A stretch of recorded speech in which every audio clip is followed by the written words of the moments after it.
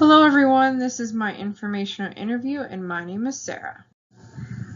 I had the privilege of interviewing Amy Haar. She is the executive director at Elmcroft Senior Living in Duncansville. She has been in this position for 12 years now. She worked for Elmcroft as the RSD, the Resident Services Director, 2 years prior to becoming the ED. She has a background of being an LPN, which has gotten her into this position. Amy and I discussed dependability that happens within the workforce at Elmcroft Senior Living. We've discussed that she depends pretty much on corporate and the upper management in her field, and her boss, Sarah, and multiple other people. And the people who really depend on her as a manager would be pretty much everyone in the building. The management team, the resident assistants, the med techs, and the residents and their families all depend on her expertise and her hopefully doing the correct thing for them. During this question, we discussed kind of problems that she deals with pretty much on a daily basis. There has been a lot of scheduling and shift changes that she's had to deal with. She's pretty much doing two jobs in one, where she is the scheduling person, plus she's the executive director and dealing with all of those job aspects.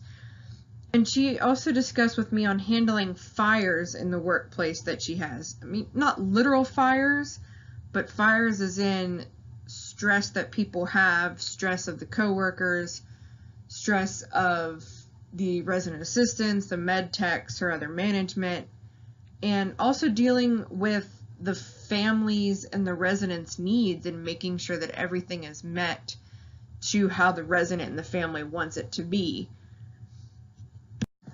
These next 5 slides and 5 questions are going to be dealing with being short-staffed in the workforce. Currently, we are down some people from Elmcroft, and since July of this year, 7 people have quit or left the company. So I pretty much talked to Amy about what her thoughts and feelings were about being short-staffed. She basically said she doesn't like it. There's lots of stress and crisis to deal with.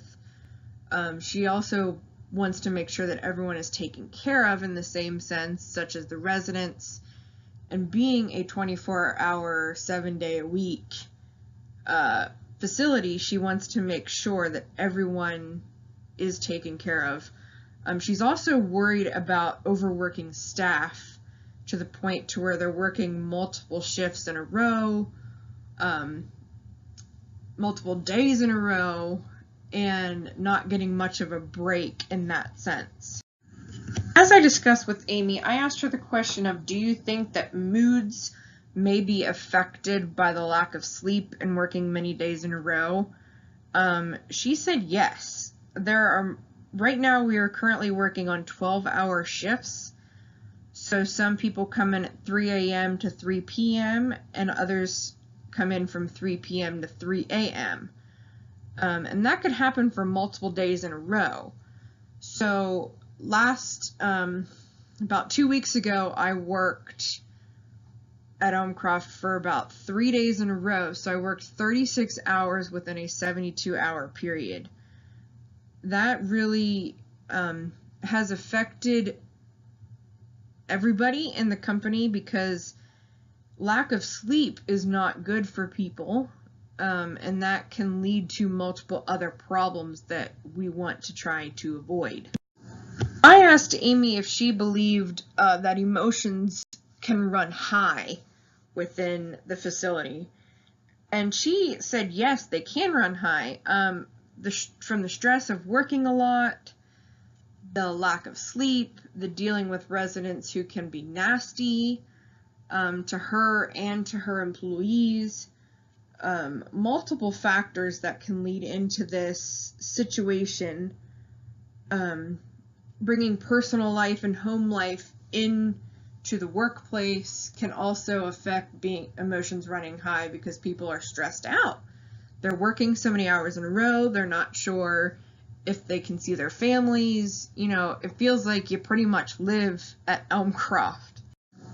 When I asked Amy if she believed that managers and the resident assistants and med techs got along with each other, she stated that they pretty much do. It was better than before with the previous staff leaving. There was a lot of rude staff that had left the company that just were not nice to the residents, were not nice to their coworkers, were not nice to the managers, and they were pretty much the pot stirrers. They would stir the pot no matter what the situation may be, and they would turn people against each other, which in the end is not necessarily good, but it's good that they left because it helps the managers and the RAs and the med techs get along now. I asked Amy what her thoughts and feelings were on the team as a whole. The managers, the resident assistants, the med techs, the families, the residents, everybody in this situation that makes it a whole community. And she said that it was better than before. She definitely thinks that lots of things have changed since previous staff have left, but she does know that there is still work that needs to be done. Pretty much getting more staff on payroll, and she has recently hired 5 more people to hopefully not work her current workers so much. But she does understand that feelings and emotions can run very high. Lack of sleep, lots of stress, home life and personal life coming into play that can affect how somebody functions. Not being home, she's away from her family. All of her coworkers are away from their families, especially during the holidays. And how does, she determine who to schedule, who to have off?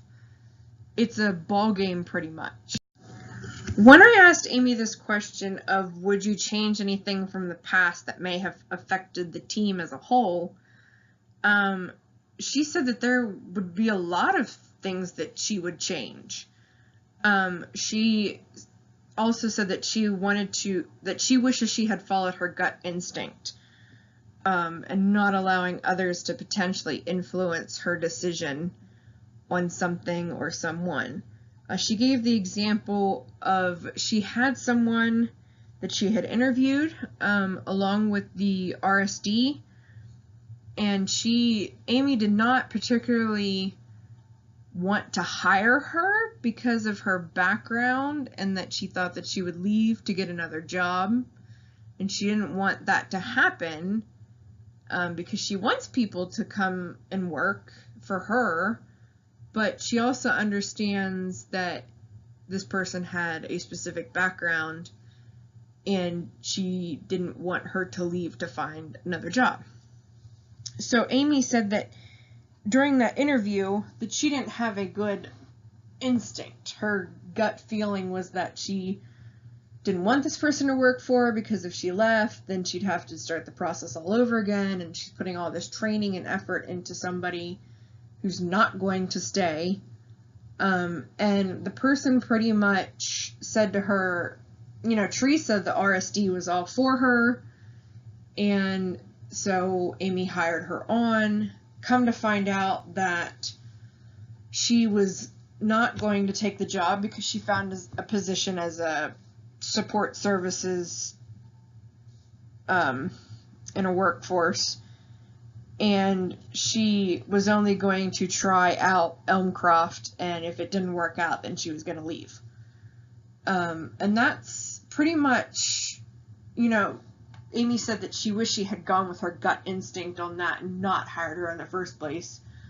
But when you have somebody else who is so influential on you, who is going to be working closely with this person, you tend to take their words into effect. You tend to feel a different way about somebody else than maybe what you think you should.